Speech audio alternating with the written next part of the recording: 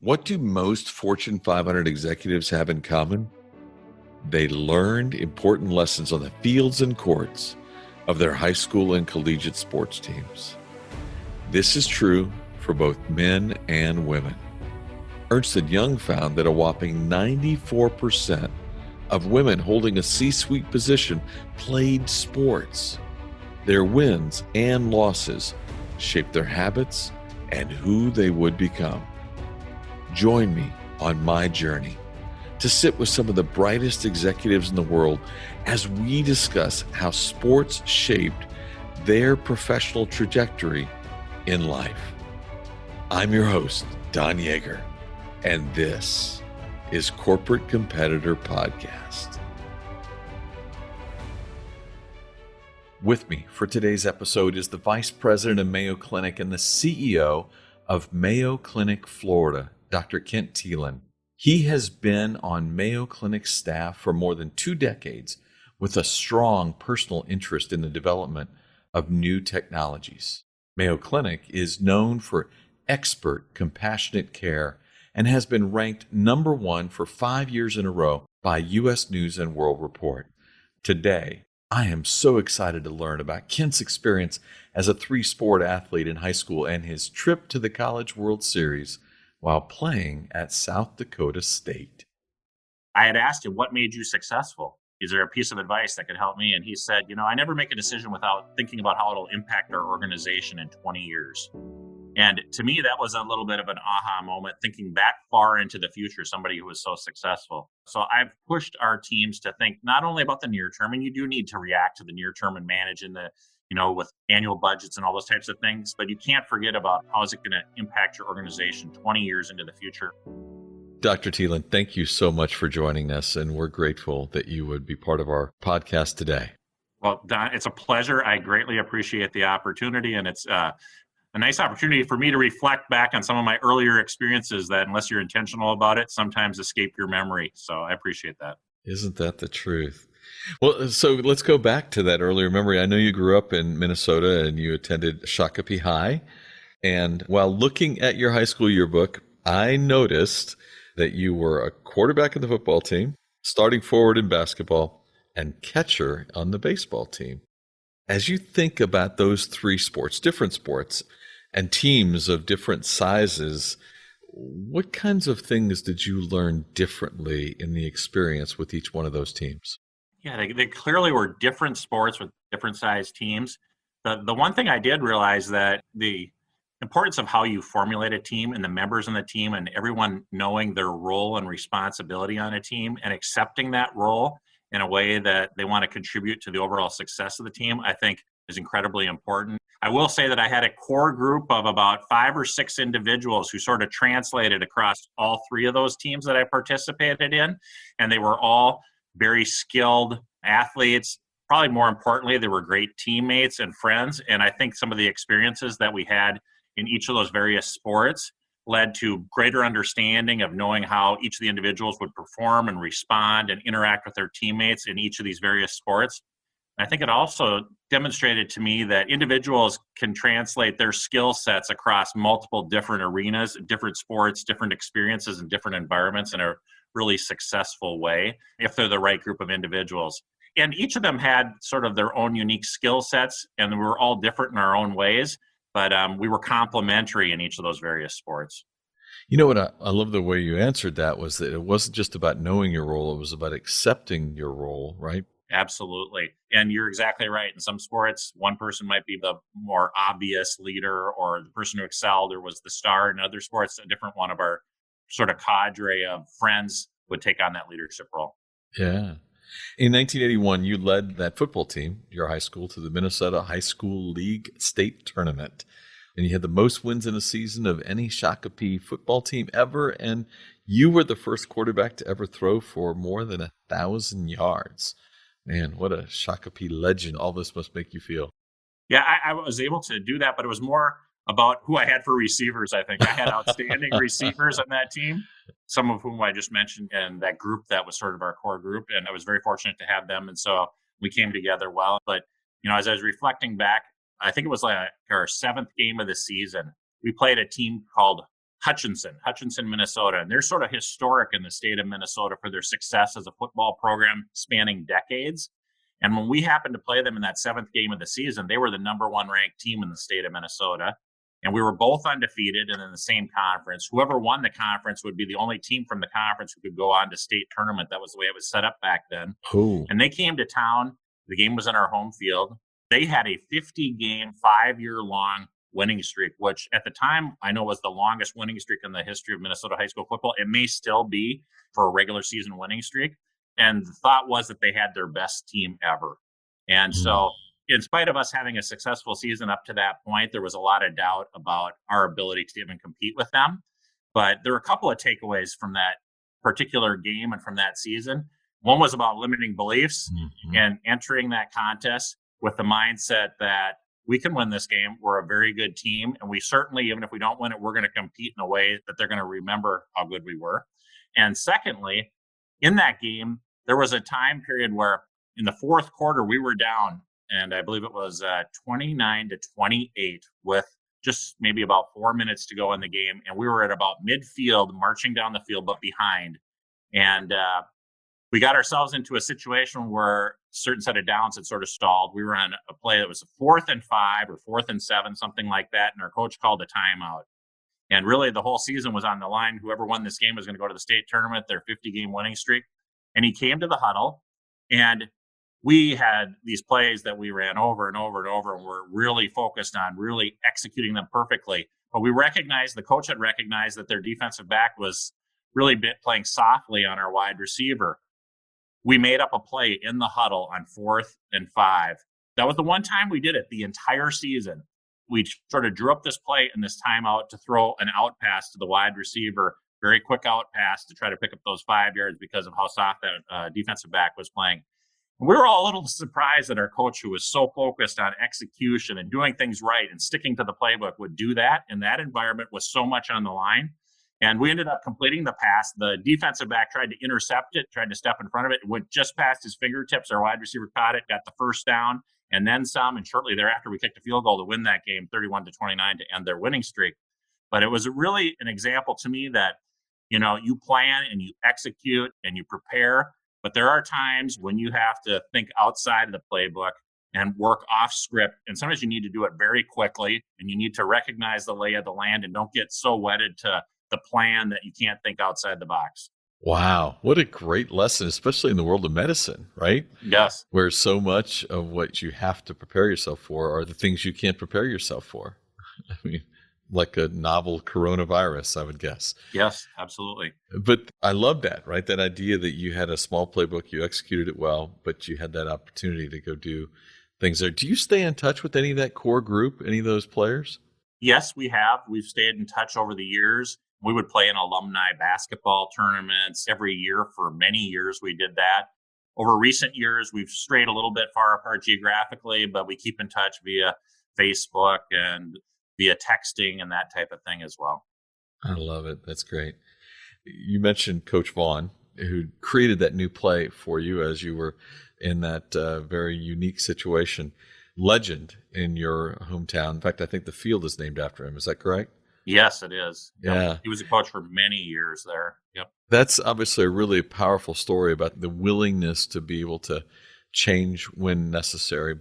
Is there another great takeaway, another great lesson that you learned from him that might still come back to you in the years since? Yeah, and he was a tremendous coach who really earned the respect of anyone who played for him.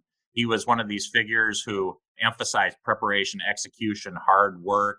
You had to earn your position, and he really valued things like loyalty, commitment to the program, and he had no room for shenanigans by anybody on the team, no matter how great of a player you were or who you were in the community or whose son or you might be. He was really all business. And I'll go back to that game that I mentioned earlier. I think it was important for that particular season for us is he really pushed against limiting beliefs and that you can excel. And if you don't have the right mindset, you're sort of finished before you start. And I remember in our locker room, painted on the wall, there was the Henry Ford quote that I think so many have seen that says, whether you think you can or think you can't, you're right. He talked about that regularly. There were other quotes that he would, point to, but that was one that he was particularly fond of and made a major point out of. I think it was actually right over the door as you went out of the locker room onto the field before you played games. And I think, that might have been one of the starts for me kind of embracing that mindset and recognizing that it's possible to think beyond where you think your capabilities might lie. Isn't that the truth? You went on to play baseball at South Dakota State. Of the sports you played, why baseball? So I actually was recruited there for both football and baseball. I did football just in my freshman year and recognized that, you know what, I think at the college level, one sport is probably a good idea. So I decided to pursue the baseball route. I also recognized it would be pretty hard to play both sports in college, just because in college they're year-round practices and fall ball for baseball and spring ball for football, and they overlap so much. So I went with the baseball route. And then in 84, your team finished 27-13 and advanced to the College World Series for the only time in program history. Both of these places you've been, your teams are breaking out and doing things that hadn't been achieved previously. What allowed that team, that South Dakota State team that you were on, to do something that no other team had done? What do you recall about that team that would tell you what made them successful? It was a very tight-knit group of individuals. It was one of those situations also where the stars aligned right. And we had a couple of transfers to our program who actually had come there not necessarily to play baseball, but they had come to the school for educational reasons, or they had injuries in another sport at another school and ended up coming to this particular school and decided they would play baseball. And things just came together right, and we gelled as a team. And it was a wonderful team that had tremendous pitching. And in baseball, pitching is really important. Several of those players went on to be drafted by the major leagues and played, up through the high AAA level, I believe. We had a lot of talent in that team, but then we also had a new coach that year after many decades of having a different coach. And I think, the new coach added to the mix, gave a new perspective, a new approach. And I think that also had something to do with it as well. Isn't that interesting? Because that actually was my next question, was you went through that coaching change period there, which again, I know as an executive, you've been through a few leadership changes, but sometimes little is expected of a team in that first year after a transition. And yet one of the great teams, the only time that team's ever made the College World Series, occurred after the transition. Anything special that allowed that group to gel so much better than others? The coach that we had, Coach Irv Heater, he had been there from like 1950 through the early 80s. Wow. More than 30 years. And he was inducted into the National Coaches Hall of Fame. And I think he has the most wins in the school history. And the field is named after him, all that kind of thing. Tremendous, wonderful, outstanding coach. Had a very soft-spoken, almost whispering style to his leadership as a coach, the type where you almost have to listen closely to make sure you heard what he said, but everybody sort of paid attention. And he was a tremendous coach. The transition to Coach Eklund, who had just come, he was a little more aggressive in his style of play, more verbal. He was more, direct with the team. And I think he set perhaps higher expectations for what he expected out of everybody on the team. And I think that might have had something to do with it, just that different environment. And then we also had some new players that joined the team at that point in time, and things came together and gelled nicely. So what kind of leader is Dr. Thielen here? Are you an Eklund or are you a Heater? I think I'm a combination of all the various leaders that I've come in contact with. I think every time you interact with a coach or a leader or a mentor, you take bits and pieces of them away, those things that you think are effective and useful, and you apply them to your particular circumstance. I think I can kind of move between various leadership styles depending on the circumstance. And I think you need to react to the various circumstances as opposed to defining yourself as one particular type of leader. I totally agree. I think that ability to kind of move between styles depending on what the moment requires is the sign of really powerful leadership. You also volunteer. You love coaching youth baseball, youth soccer, youth football, youth basketball. Had a chance to look at all the different places. And you've done it in part with your own children, but then it's obviously created a bond with other young athletes as well. What's been the thing you take away most from being a youth coach? I think it was a tremendous experience. I coached more than 30 youth teams over the years, football, basketball, baseball, a little tiny bit of soccer. Soccer was the one sport that I didn't have tremendous amount of knowledge from experience, but they need You coaches. kick it in the goal. There you go. But it was an opportunity for me to learn. Yeah. And I found it to be tremendously rewarding to engage with and interact with the players and their families, and to be a part of the family that each team sort of develops and the culture that exists within each team.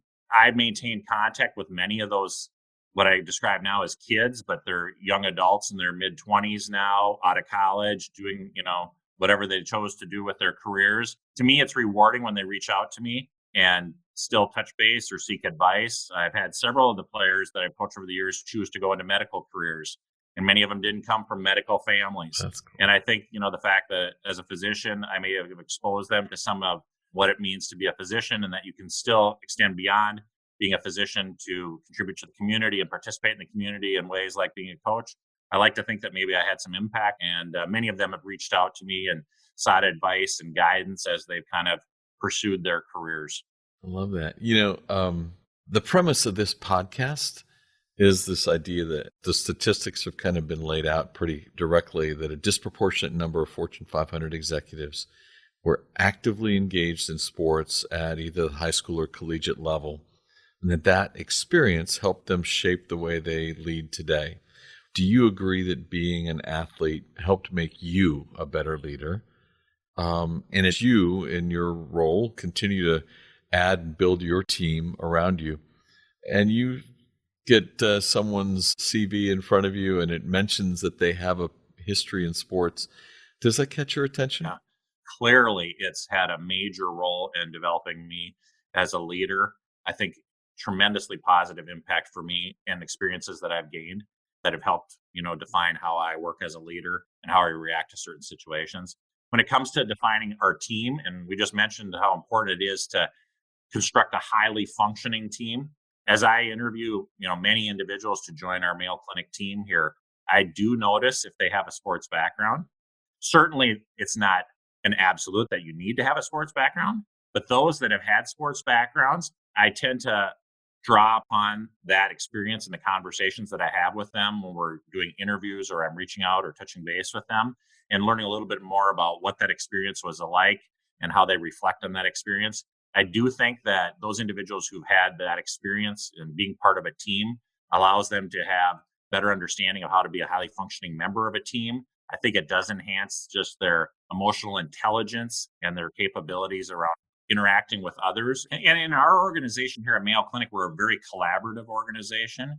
A lot of interaction and coordination amongst the various specialties. So making sure that we have physicians who have that type of a collaborative, engaging personality and approach to the way that they work is important for us. Well, I'll certainly tell you that is true. As I shared with you before we got on, I'm a Mayo customer. I love your executive health services, and I do love the collaborative nature of many of your doctors there, especially at your campus in Jacksonville. You mentioned in the answer to an earlier question about what you've gained from being a youth coach, the idea that some of those who you were coaching didn't come from medical families, which I know sometimes does inspire a young person to get into the profession. Well, you didn't either, right? No. You grew up on dairy farms, right? Your dad worked at a hybrid seed corn company, and your mom was a secretary at the junior high school. But early on, you had an experience where you I read that shadowing a physician while you were in high school helped shape and target your career. What can you tell me about those kinds of mentoring experiences and how they can be so game-changing? I think mentoring experiences are incredibly important to the development of any individual. Back when I was in high school, I had a friend of mine on those sports teams. His name was Bobby Christensen, and he played with me in a number of sports. Used to hang out with him a bit, as friends would in high school. But his father was the local surgeon for the hospital in town. And he was a highly respected individual in the community. He was a general surgeon. And he went on to be also the president of the Minnesota Medical Association. So a highly respected position within his own career. But he was extremely engaging. And, he was the first person that gave me the idea that maybe I could be a physician. I hadn't been exposed to somebody like that. So sometimes you just need that initial exposure to just kind of put the concept in your mind. And I reached out and talked to him on several occasions about what it's like to be a physician. And he encouraged me. He provided encouragement, engagement. And then once I decided that, that might be something I'd like to do, he let me shadow him, and I would be able to follow him on rounds. On some Saturday mornings, I would go in with him when he was doing his post-operative rounds the next morning. And then he even allowed me to observe from a distance several surgeries in the operating room Wow. back when I was in high school, and really sort of cemented my personal goal of wanting to become a physician. And then he continued to provide me some guidance as I started to move through college and apply to medical schools. And he actually trained as a resident at Mayo Clinic. And he was the one who spoke so highly of Mayo Clinic and the tremendous training he had gotten there. And so I think that likely had some impact on me wanting to train at Mayo Clinic as well. But clearly it was an individual like him that had a tremendous impact on me. And, I don't think it was a tremendous amount of time, and I don't think I distracted him a lot, but he totally shaped the direction of my career. Wow. And I assume you've gone back and he's had the chance to learn that from some conversation. Yes, he has. Yeah. And I'm incredibly appreciative that he took that time to do that for me, because I'm sure, he was incredibly busy as a surgeon in a relatively smaller community hospital, but he was sort of the person. He may have had another surgeon he worked with as well, but, he was limited in his time, but he took some time to help me. Yeah. So you've been on the Mayo staff for 22 years now. Is that right? For 22 years. And then I also did residency and fellowship here. So if you include that, I've been a part of the organization for 30 years now. Wow. Have you had opportunities to have folks shadow you as well? I absolutely have. And one of the reasons I enjoy being a part of the Mayo Clinic environment is we're a 3-shield practice. If you look at our logo, there's 3 shields on that logo, and they stand for practice, education, and research. Education is an important component of what we do here. And I particularly enjoy having medical students, residents, and fellows as a part of my day-to-day interaction. And they typically learn in a sort of an apprenticeship environment where they shadow you. And depending on their level of experience and education, they have greater roles within the team. And so that's just part of our overall infrastructure here with lots of shadowing. But I've also had the opportunity to have some of those players who I coached in youth sports come back and shadow me as they've been pursuing and looking for some experiences to be able to share on their applications for medical school. And they've also reached out to me and asked for me to speak at their local universities, pre-med clubs about how to pursue careers in medicine. And so I've enjoyed having them spend some time with me and be able to experience what it's like. That's awesome. I read a 2018 article in Mayo Magazine. One of your colleagues, Dr. Jonathan Morris, said that your strength was the ability to, quote, see the next big thing.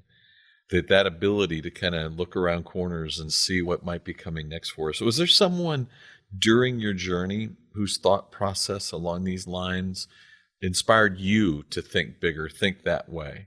Yeah, I think there were a number of experiences that I've had along the way that contributed to that. But clearly, I love innovation. That's my passion. In my personal clinical career as a physician, I've loved developing new capabilities, new procedures, new devices, that type of work. And it's really stimulating for me. And that happens at Mayo Clinic every day. So that's been an important part of my experience here. I'd have to say, during my training at Mayo Clinic, I was exposed to some giants in my personal field of neuroradiology and radiology who really introduced some very impactful tools to the field of medicine. For instance, the first CT scanner in North America was installed at Mayo Clinic in Rochester, Minnesota.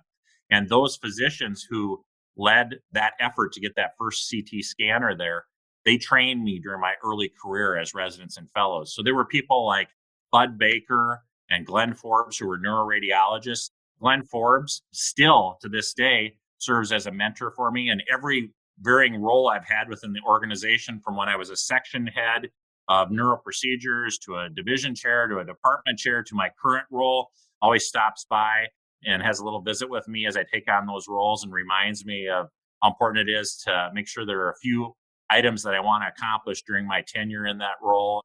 Great mentor to me. But those are the individuals who had that kind of a mindset and thought bigger and beyond. And the list goes on. The things that they introduced to healthcare that have truly changed healthcare around the world is pretty amazing.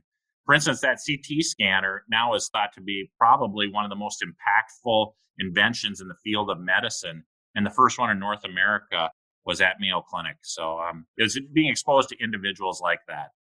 Wow. Love it. You one of the things about your professional reputation that stood out is the importance of being a great encourager, inspiring others to not be self-limiting in their beliefs, as we talked about earlier, Can you tell me a story? You shared how your coach talked to you about not limiting yourself through beliefs. Can you tell me a time when you've been able to pass that forward and actually encourage someone to see beyond the beliefs they might have had about themselves?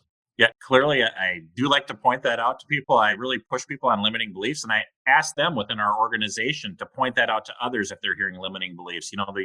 These types of comments that you hear probably in any organization of, I'm not experienced enough, or I don't have the right skill set, or the C-suite will never let us do that, or we'll never get that approved because there aren't enough resources to go around.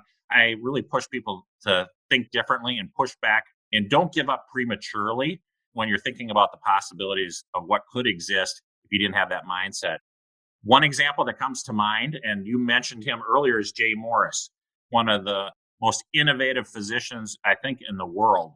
And he was someone that, trained under me earlier in his career and has just really blossomed as an innovator in the field of medicine. But early on in his career, he and another of our radiology colleagues, Jane Matsumoto, developed a new capability around 3D printing and anatomic modeling, where you take, for instance, an image, a CT scan of the body, and you're able to segment out various organs and then print them on a 3D printer and use that information to guide planning for surgical procedures or to cut on bones when you're removing a bony tumor, those types of things with that capability. And they can really enhance your ability to do really, really complex surgeries and plan those surgeries and guide the procedure itself during the course of the surgery. Because you're essentially practicing before you even get to the surgery. Yep. And thinking it through and guiding. And you can even make cutting guides that actually tell you where to cut ahead of time, and you can shorten the length of surgeries and all that kind of thing. And Dr. Morris and Dr. Matsumoto were doing just incredible work, but they were doing it on a handful of patients, probably less than 20 a year over a period of 5 years.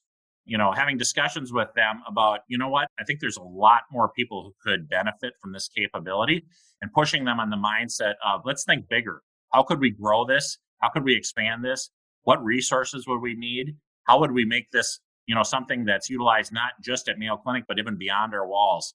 They embraced that mindset. I pushed them on that, and they took it and ran. And after doing less than 20 cases a year for about 5 or 6 years, we built a facility, dedicated 3D printing and anatomic modeling lab, added resources, personnel, started really getting out beyond our walls and discussing the opportunities with other major academic medical centers around the world. Now, to make a long story short, they're doing thousands of these cases per year. Wow. And they're impacting so many patients. The quality of care that can be delivered by our procedural and surgical colleagues is enhanced. The education is enhanced of the patients, and it's been embraced nationally now. And the Radiologic Society of North America now has a special interest group focused on this. And the reimbursing organizations nationally as well have begun the process of assessing this tool for reimbursement as well, so that it can become more mainstream and be reimbursed as a tool to help patients. So that's just one example, but no, that's so powerful. Yep. And so, they did all the work. They were the minds behind it, but I like to think that I helped push them just a little bit to think bigger. And to clear some obstacles that would allow it. What advice would you give to another C-suite executive trying to motivate someone on their team to think bigger? I think having that mindset that looks further into the future is important. We have leadership development programs within our organization. I had the privilege of visiting with Whitney McMillan as part of that program, who participated in it. He was the CEO of Cargill for nearly 20 years. He's a highly successful leader of that organization. I remember him saying to me that, I had asked him, what made you successful? Is there a piece of advice that could help me? And he said, I never make a decision without thinking about how it'll impact our organization in 20 years. Wow. And to me, that was a little bit of an aha moment, thinking that far into the future, somebody who was so successful. So I've pushed our teams to think not only about the near term, and you do need to react to the near term and manage in the, with annual budgets and all those types of things, but you can't forget about how is it going to impact your organization 20 years into the future? Are you laying the foundation that's necessary to really change how your particular business operates at that time frame? Wow. Dr. Thielen, we have spent a lot of time talking about success, right? Your successes on the field, your successes in your professional part. But one of the questions I can never escape asking someone of your experience is that failure is and can be a great teacher. But sometimes the failure and the way we learn how to handle it on an athletic field or court has a lot to do with what we're able to do with it later in life. Can you think through that concept with me real quick, and maybe think through a failure that you've experienced where some of what you went through previously helped you become better at managing it in this professional area? Well, in sports, just the nature of sports, there are lots of failures. Yes, there And are. I can think of a whole bunch of them, actually. Yes. I didn't finish the story of that football team that went on to the state tournament after we beat Hutchinson. We actually lost in the state tournament in one of the later rounds after I threw an interception on an out pass that was a little different play that was actually part of our playbook. And so, but so many times I can think back to the time I struck out in a key point in a game. And I think really what comes to mind more than a specific incident or experience is just the cumulative number of times that, things don't go the way you want them to in the sporting competition. The strikeout, the intercepted pass, the missed free throw at a key point in the game, all those kind of things, they start kind of flashing back. I can think of a lot of those experiences. And I think what they do though is they allow you to become resilient. And I think resilience is an incredibly important capability for leaders to be successful. I think it's underrated at times and it's under-recognized. And we're all going to have disappointments and failures. And having resilience allows you to bounce back quickly. I think it also allows you to have the capability to be willing to take some risks. And if we're not taking risks to some degree, we're not going to advance, for me, the science of medicine or our capabilities in helping patients. Granted, they have to be calculated risks where we've done our due diligence and that, we're not always failing. But if we're not failing once in a while, we're not going to be successful and we're not going to move the needle as in my case, a profession of medicine. Yeah, I did a lot of work with John Wooden, and over the last 12 years of his life, he served as a mentor to me. And he used to always say that if you weren't taking risks, if you weren't committing turnovers every once in a while, as long as they were done in the right spirit, that means that you're setting yourself up not to be great. This concept of not accepting excuses either is really important, and I love the way your mind is working around that. We want to do great things. Excuses is not what we're looking for there. Dr. Thielen, this has been an extraordinary conversation. It makes me feel even better about giving my health care to you once a year. And, the opportunity to ask these questions, learn from you and your experience has been off the charts. I look forward to continuing to grow and learn from you. And I hope that our listeners will get as much from you as I did today. Well, it was a pleasure to spend this time with you. I look forward to seeing you face to face, mask to mask on our campus at some point in the future, hopefully face to face, not too far into the future. And if I can ever do anything for you, please don't hesitate to reach out to me. Awesome. Thank you. Very good. Thank you. Wow. I learned so much from that conversation with Dr. Kent Thielen. I loved listening to his football stories, especially when the coach changed the play on 4th down with the game on the line. The greatest know that preparation is what you do in advance, but adjustments are what you make in the heat of the moment. Sometimes you have to be willing to scrap all the work that went into the plan in order to win the day. My question for you is this: are you willing to go off script when the situation calls for it? That's what the great ones do.